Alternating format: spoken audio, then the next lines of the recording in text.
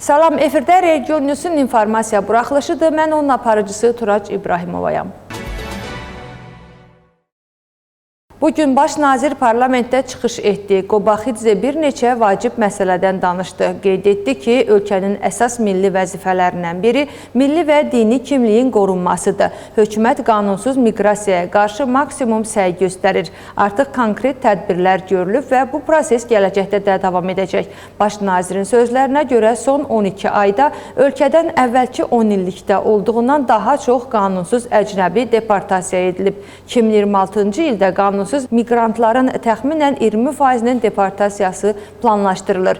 Qobaxidze idmana da diqqət yetirib və Gürcüstanın idman uğurlarının tarixinin davam etdiyini qeyd edib. O, tarixi qələbələrinə görə mükafatları artan, hərəsinə 250 min lari əvəzinə 500 min lari veriləcək Luka Berulava və Anastasiya Metelkinaya xüsusi təşəkkürünü bildirdi. Elə bugün parlament üzvləri hökumət üzvlərinə interpelasiya, yəni rəsmi sorğu göndərdilər. Tədbirdə çıxış edən Regional İnkişaf Naziri Qaxa Quledani bildirib ki, bələdiyyələrin gəlirləri son zamanlar xeyli artıb və təkcə əlavə dəyər vergisi bölgüsü prinsipinə əsasən onlar 2025-ci ildə 2 milyard laridən çox vəsait əldə ediblər. Nazirin sözlərinə görə resurslardan səmərəli istifadə etmək üçün nazirlik tender elan etməzdən əvvəl bələdiyyələrə metodoloji dəstək göstərir. Keçən il bu prosesdə 5000-dən çox tender sənədi nəzərdən keçirilmiş və nəticədə təxminən 13 milyon lari qənaət edilmişdi. O əlavə edib ki, nazirliyin məqsədi vahid regional inkişaf siyasəti formalaşdırmaq, regionlar arasında bərabərsizliyi azaltmaq və ölkə daxilində infrastruktura və xidmətlərə bərabər çıxışı təmin etməkdir. Gürcüstan prokurorluğu çağrı mərkəzləri ilə bağlı daha bir geniş miqyaslı cinayət sxemini aşkar edib və mütəşəkkil qrup tərəfindən törədilən fırıldaqçılıq və çirkli pulların yuyulması ilə bağlı 10 nəfərə qarşı cinayət işi açıb. İttihamlar aşağıdakılara qarşı irəli sürülüb. Keçmiş baş prokuror Otar Partsxaladze və mütəşəkkil dəstənin üzvü Eliso Kiladze saxlanılıb. İstintaqla qanunsuz əldə edilmiş vəsaitləri müxtəlif əməliyyatlar vasitəsilə köçürüldüyü və paylandığı müəyyən edilib. Təqsirləndirilən şəxsləri 9 ildən 12 ilə qədər məhbusluq həyatı gözləyir. Rəhbərlərin göstərişləri ilə hərəkət edən çağrı mərkəzi operatorları istifadəçiləri saxta ticarət platformalarına cəlb edir, gəlirli investisiyalar vədi ilə ticarət edir.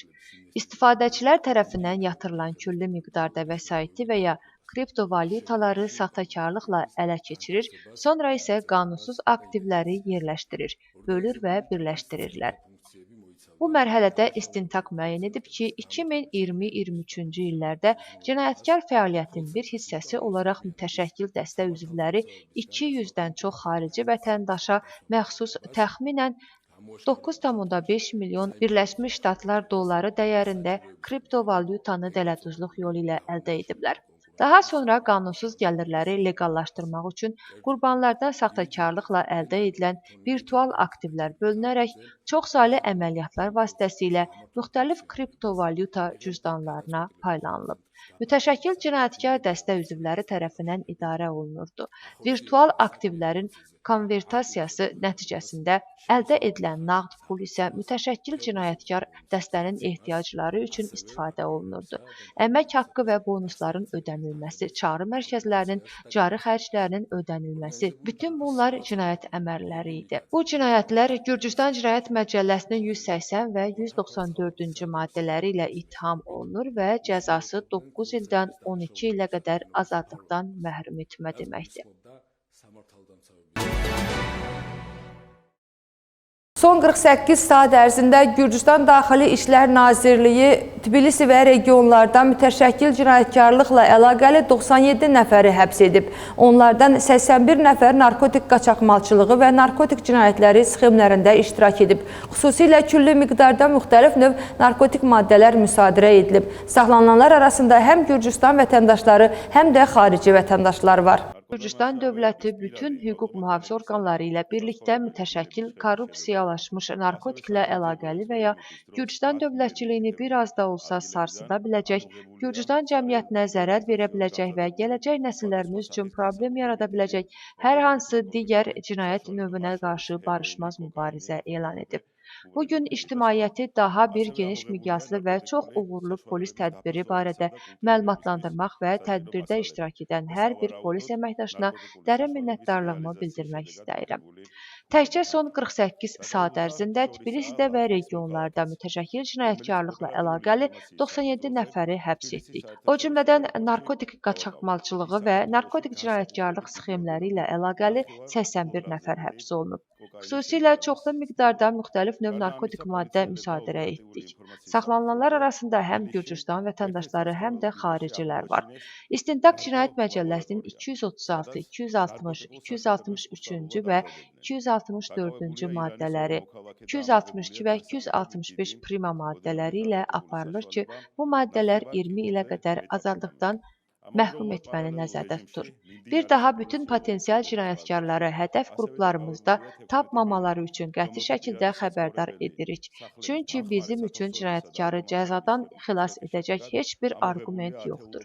Gürcüstan hökuməti və bütün hüquq mühafizə orqanları əməkdaşları adından ictimaiyyətə söz veririk ki, ölkəmiz cinayətkarlığa qarşı mübarizənin nəticələri baxımından dünyada ən uğurlu ölkələrdən biri olacaq.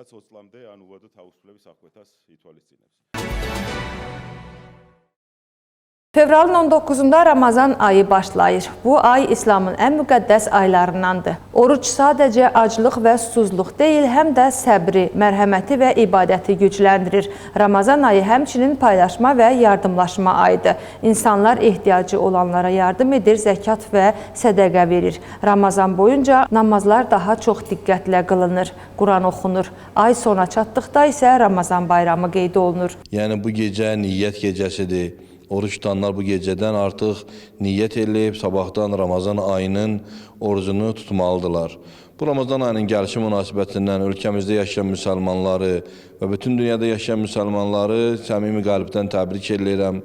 Allahdan istəyirəm ki, Allah tutduğumuz oruçları, elədiyimiz ibadətləri və bu ayda elədiyimiz xeyir işləri öz dərgahında ali dərəcədə qəbul eləsin. Bayram da ayın görünməyi ilə əlaqəli olduğuna görə mart ayının 20-si, 21-i ərəfələri deyirlər ki, Ramazan bayramının olmaq ehtimalı var. Çox bir gözəl günlərdir. Müsəlmanlara xüsusən o kəslərə ki, oruç tutacaqlar, o kəslər ki, zəngindirlər, imkanları var. Bu ayda çalışaq fəqir insanları unutmayaq. Valideynlərimizi unutmayaq, körpələrimizi unutmayaq.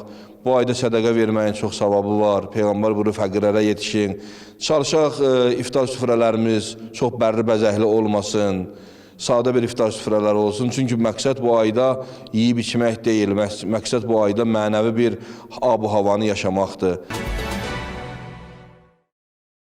Və salam hörmətli tamaşaçılar, bu mənim əlimdə olan son məlumat idi. Yenidən görüşmək ümidi ilə sağ olun, sağlıqla qalın.